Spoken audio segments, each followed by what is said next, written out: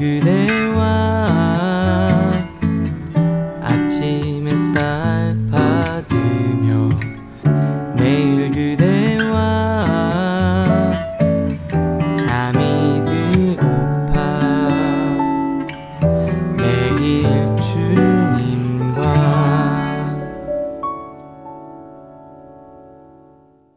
매일 그대와 오늘 살펴볼 말씀은 큐티인 1월 6일 수요일 말씀 중에서 요한복음 3장 3절 한 절의 말씀입니다. 제가 하나님 말씀 봉독하겠습니다. 예수께서 대답하여 이르시되 진실로 진실로 내게 이르노니 사람이 거듭나지 아니하면 하나님의 나라를 볼 수 없느니라. 아멘. 오늘은 지성은 울지 않지만 영성은 눈물이 흐릅니다 라는 제목으로 말씀 묵상을 나누도록 하겠습니다. 이 기독교에 대해서 이 독서를 서슴지 않았던 한국 최고의 지성이죠. 전 문화부 장관, 이전에 문화부 장관을 역임했던 이어령 박사님, 2007년 7월 23일 세례를 받음으로 세상을 완전 깜짝 놀라게 했습니다. 세례를 받은 다음에 그 다음 해에 한 교회에서 간증을 하시면서 이렇게 말씀하시더라고요. 저는 2년 전 어느 큰 교회에서 다른 분은 간증을 하고 나는 왜 예수를 안 믿는가 라는 주제로 거꾸로 간증하는 행사에 참여했었습니다. 그런데 2년 후인 오늘 이제 나는 왜 예수를 믿어야 했나 라는 간증을 하리라고는 꿈에도 생각하지 못했습니다. 그러니까 2년 전만 해도 한 사람은 예수님을 믿으라고 하는데 본인은 가서 나는 왜 예수를 안 믿는가 라는 주제로 간증을 하는 행사에 참여했었다고 해요. 그런데 그런 이어령 박사가 주님을 영접하고 세례를 받았습니다. 세례를 받았을 때 이어령 박사님은 눈에서 눈물이 흘렀대요. 그러면서 이렇게 이야기를 했습니다.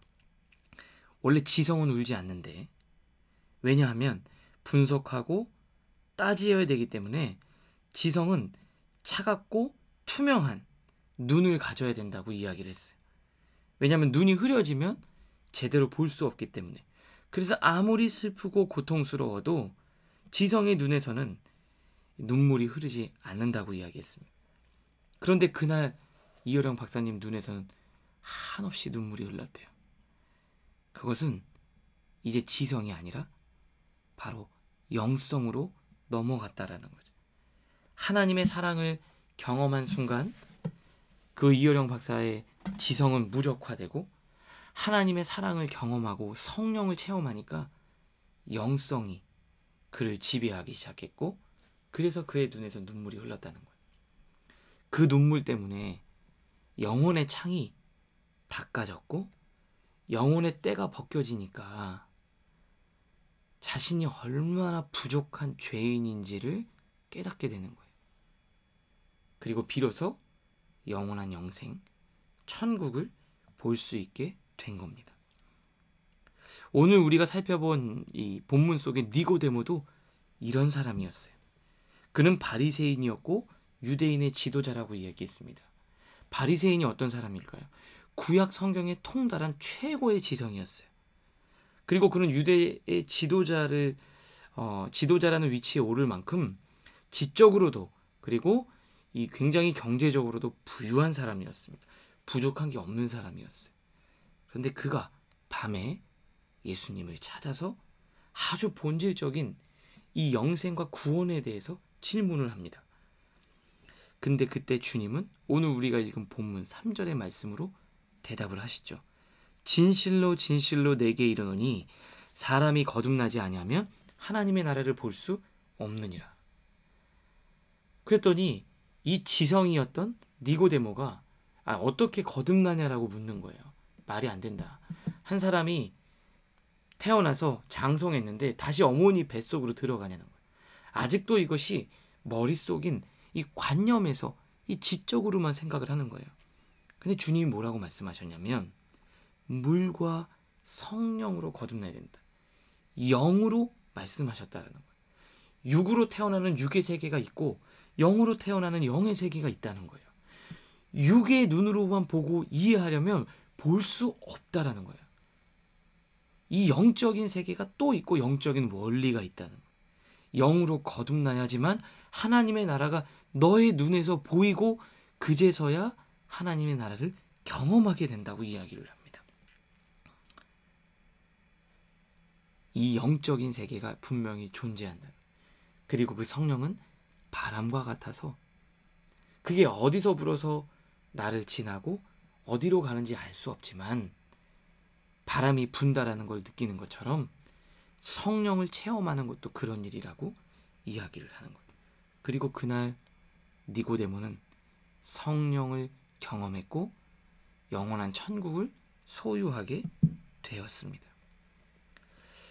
성령이 임하면 니고데모는 밤에 찾아왔잖아요. 그 밤이란 단어는 니고데모의 상태를 의미하는 거예요. 니고데모의 심령의 상태가 밤이었어요.